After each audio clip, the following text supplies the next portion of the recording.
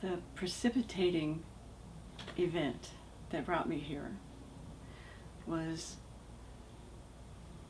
having been in this position of literally being lying in my bed for almost 10 years, lying on my side, and now for the last 4 years of not being able to be up for even 5 minutes without having so much pain that it would drive me back to my bed, in the face of having a 24-hour narcotic patch and taking a bunch of narcotics orally through the day. And this is also in the face of having stopped eating probably close to 6 or 7 years ago. I stopped eating pretty much completely, maybe even longer ago than that. We finally figured out how to sedate me at night so that I could get in enough nutrition so that I wouldn't have to be put on TPN, which is total parenteral nutrition, where they put a line in, a central line in, and feed you through your veins. I didn't want to have to do that, so there was no way. So we learned how to sedate me at night, feed me once the medicine kicked in, and put me on my left side where I would fall asleep. And with the left-sided lying, things could move through most easily. And so that's how I've been living for these last probably 8 years. And the surgeries started in 2005.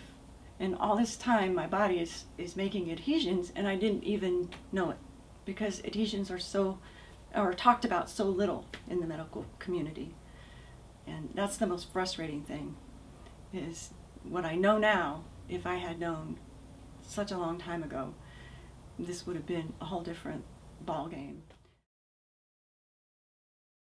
Kim and I went to visit my youngest son, who had moved up to Vermont, and I had not been well enough to go visit him. We finally made it up there. We had to delay it by a day because I just couldn't make it. And so we were only there for 24 hours. It was very difficult just to be there with him. But as we were leaving, I felt particularly bad, and I had to lie down on his couch, and I was crying.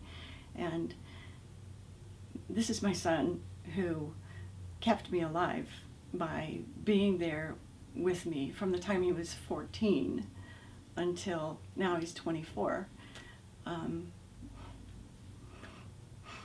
Keeping me alive by giving me really a constant reminder of the fact that I couldn't leave him or my other 3 kids. Ryan kept me alive.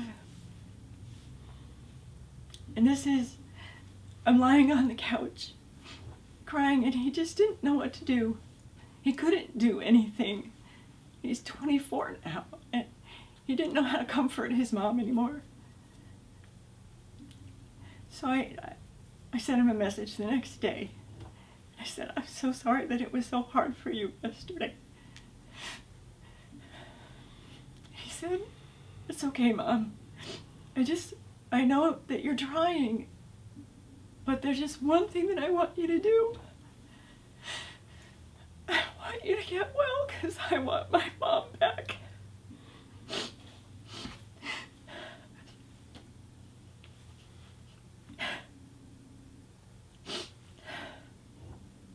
And it was after that I started searching the internet again with a vengeance. I had searched so many times: small bowel obstruction, how to deal with it, live with it naturally, anything that can be done non-surgically. And Clear Passage came up. And I started reading, and I started crying, and I started watching all these testimonials. And the more I read, the more I knew that this was my picture, and that the doctors had just, downplayed the role of adhesions in post-surgical pain and in small bowel obstruction, full or partial obstruction. The next day Belinda called me and I knew that this was the place for me to come. The pain has decreased dramatically. I even ate, I mean, this is a person who hasn't eaten solid food during the day for 8 years maybe? I mean, it's been a long time since I've had solid food during the day. I have not been able to even bend my head backwards enough to rinse my hair in the shower without pain because of the pull here in my solar plexus. And I can do this now. I haven't been able to do this in, I can't tell you how many years. It's amazing. It's incredible. I'm thrilled. This has been a godsend. This has been more than I could ever have wished for or dreamed of. And I can't say that strongly enough. I just didn't expect to learn so much.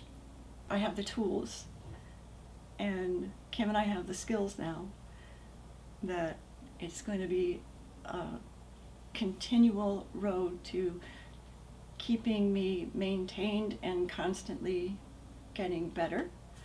And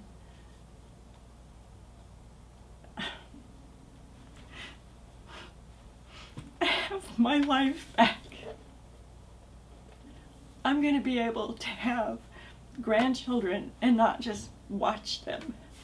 I'm going to be able to play with them. That's been my biggest fear in these last years. I've been so afraid that I would have grandkids and not be able to play with them. And now I get to play with them. I was the resident skeptic. I was the one who got to do the research on the internet and look for flaws in Clear Passage. I went many pages deep and kept following different leads to look for complaints, legal complaints, things that could be a flag, a red flag of things to be careful for, to watch out for, and I didn't find anything. Being a part of the therapy, and watching the therapy, participating in the therapy with some of the therapists, and learning how I didn't have to be helpless, that I could be an active part of trying to make the pain go away and improve her life, which would improve my life. And here we are at the end of 5 days, and the word that keeps coming to me is that it's been remarkable. We have lots of friends who've checked in this week asking, hey, how's it going? Because we told close friends that we were coming down here for a week, and we weren't sure. Fingers crossed. We hoped that we'd see some progress. And Gwynn and I would talk every day, just hoping that we'd see, something encouraging by the end of the week. And it's been way more than just encouraging. It's been remarkable.